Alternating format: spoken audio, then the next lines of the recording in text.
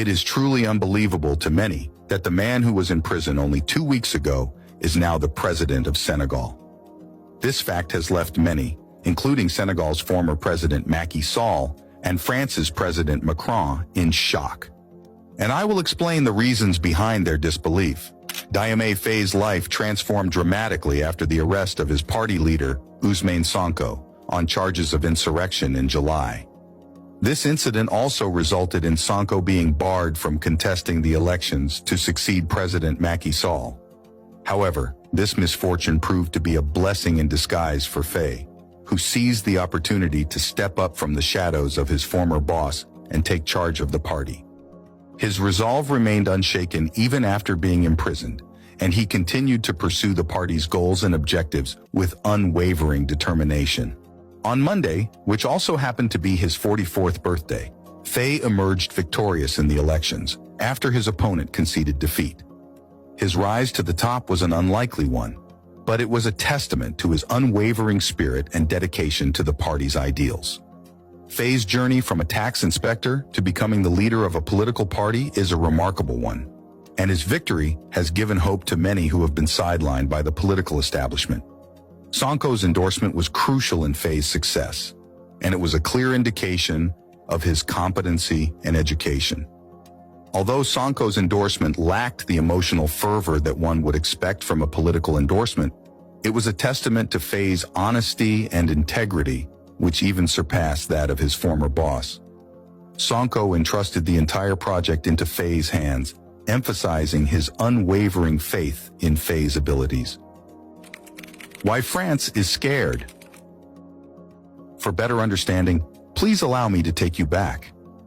It is a fact that Senegal has never experienced a coup d'etat since gaining independence from France in 1960, making it one of the few West African countries with a reputation for stability. However, recent events have shown a disturbing trend of the current president, Macky Sall, playing fast and loose with the democratic process.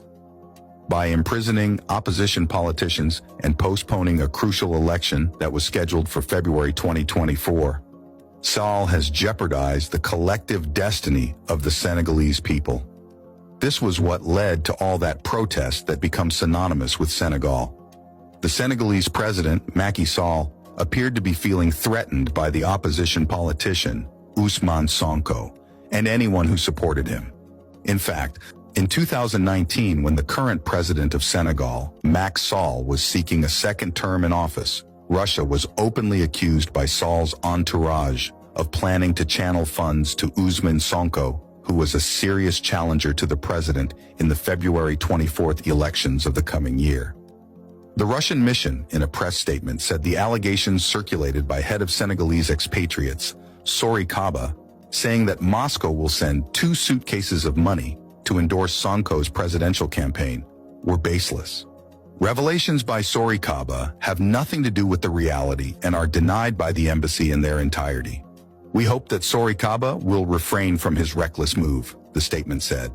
Macky Sall's ally also argued that he had reliable information that Sonko was to receive in 48 hours 2 suitcases stuffed with money via neighboring Guinea-Bissau and via the rebel region of Casamance. Sonko, who had been campaigning against French influence in the West African country, was reportedly being attacked by the ruling regime from all sides. Okay, that was 2019, elections came, and Sall remained in office. Fast forward to 2024.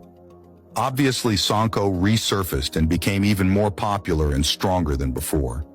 The establishment forces led by Sall knew the days of their French paymasters were numbered and that it was only a matter of time. What did they do next? They conspired against Sonko and got him arrested in July of last year, 2023, for guess what? Corrupting the youths. So, for having a cult following of Senegalese youths who, like Sonko, are more than fed up with France's diabolic neo-colonial exploitation of Senegal, Sonko was thrown behind bars. And not only that, he was also barred from running for the presidential race due to a separate case involving defamation charges. So, obviously, they were scared to death about this guy. And by they, I don't mean Macky Sall. No, I mean France and those who speak for them. They believed this would drive the perceived Russian ideological revolution on the continent further away from the seat of power in France-controlled Senegal by jailing and incapacitating Sonko. So, after incarcerating Sonko, they moved very quickly to dissolve his PASTEF party, just to make sure there was no political vehicle left to convey him to power under any circumstance. In fact, they even jailed his deputy or running mate, Faye. The only good news is that Faye was not barred from contesting. Undeterred by his incarceration, Sonko immediately seized the opportunity to call on his army of supporters to give all their support to Faye, saying Faye will run since he couldn't. For Sonko, it's freedom or nothing. Well, his supporters listened and began throwing their weight behind Faye. Faye is not as popular, but ideologically the same with Sonko. Both of them want to break loose from the rusted shackles of France's neo-colonial enslavement.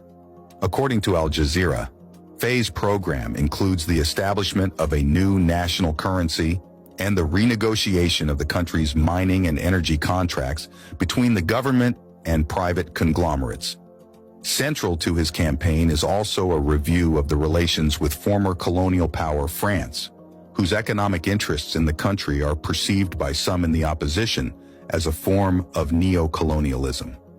So France has a lot to fear, and this is the reason the French-supported Macky Sall has been all over the place regarding this year's election.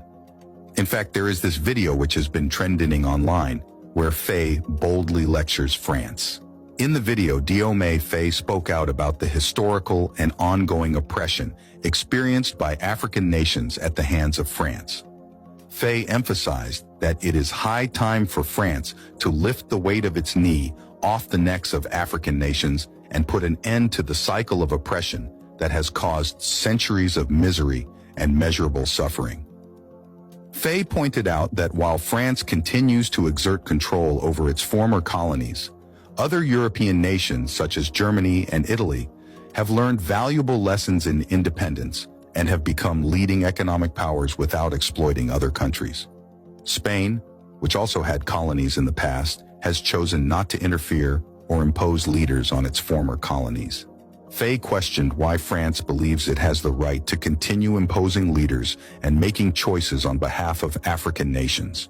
He argued that this hypocrisy is evident and pervasive in daily life and must come to an end. The emerging Africa, including the African youth, elite, and diaspora, must stand united in saying no to this continued exploitation. Faye's words serve as a powerful reminder of the ongoing struggle for independence and self-determination in African nations. It is time for France and other former colonial powers to take a step back and allow African nations to chart their own course forward. So we can clearly say that since Faye is now the president of Senegal, this is potentially yet another humongous loss for France. This is why Macron is frantically trying to start a war with Russia and eventually spark another world war from Ukraine. Even when the rest of the member states of the EU are saying, let's think through it, Macron, who's the biggest loser in the loss of African colonies, is busy building new alliances just to send troops to Ukraine and engage Russia directly. For those of us in Africa, this is our time. Freedom is coming, and Africa will rise again. In conclusion, we would greatly appreciate your feedback on this matter. If you found this content helpful, we kindly request that you subscribe, like, and share it with others. Additionally, we welcome your thoughts and opinions in the comment section below.